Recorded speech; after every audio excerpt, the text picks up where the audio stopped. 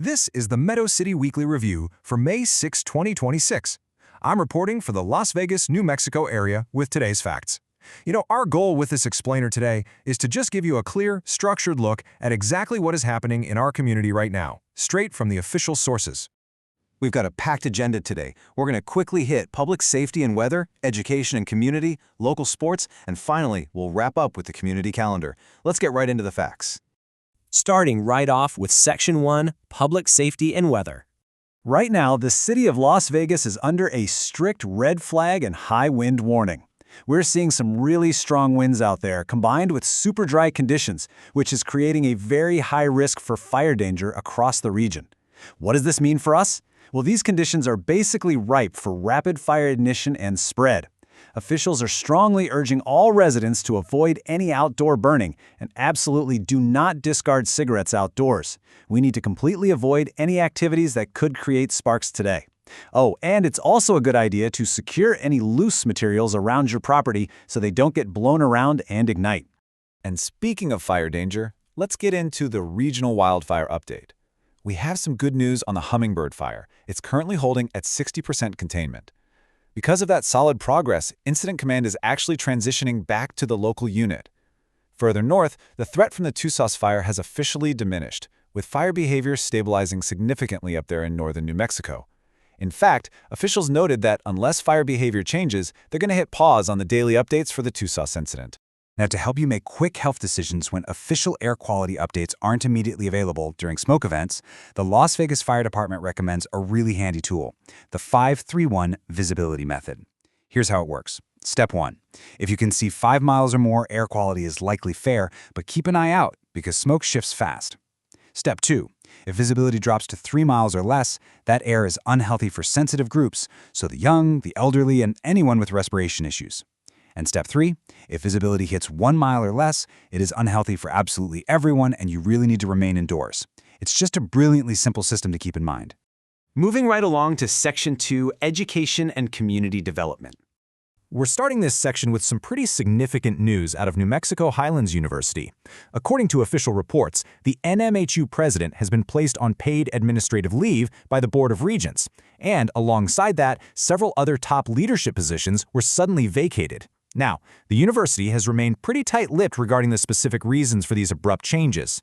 But an interim leader has been appointed, and they're scheduled to host a campus-wide forum to address this major transition directly with the university community. Our next update touches on regional civic integrity. A forensic report released by the New Mexico Office of the State Auditor regarding Mora County's handling of wildfire recovery funds explicitly states that county leaders failed to track millions in recovery money and that they skirted competitive bidding requirements to award contracts.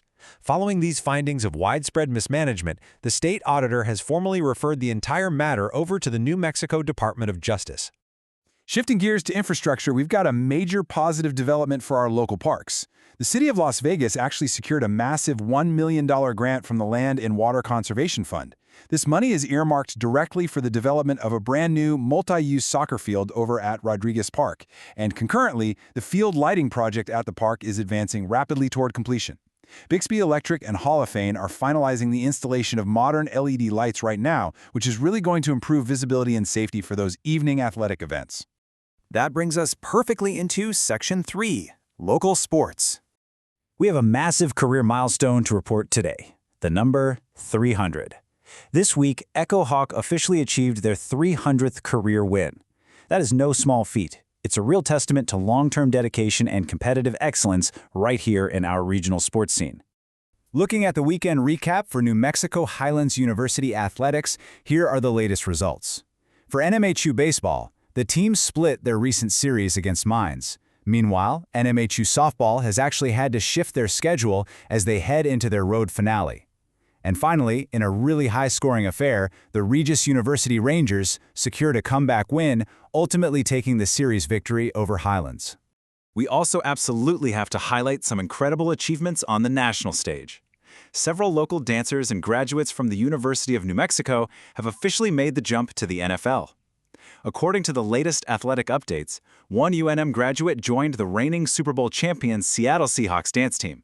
Another UNM dancer earned a highly coveted spot on the Los Angeles Rams cheerleading roster. and a third successfully joined the Indianapolis Colts squad. Just a huge milestone achievement for these local athletes. Finally, let's look at Section 4, the community calendar. Let's check out the most pressing dates coming up this week. This Tuesday marks the official start of early voting for the primary elections. Then, looking to the end of the week, this Friday brings the Friday Al Fresco music series back to the community. And just a bit further out, next Friday, May 15th, is the hard deadline for the summer program early bird registration. To make sure you have the exact logistics, let's break down those events. For early voting for the June 2 primary, you can actually start casting your ballot this Tuesday right at the county clerk's office.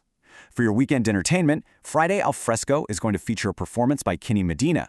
This follows last week's weather cancellation, so it should be a fantastic show.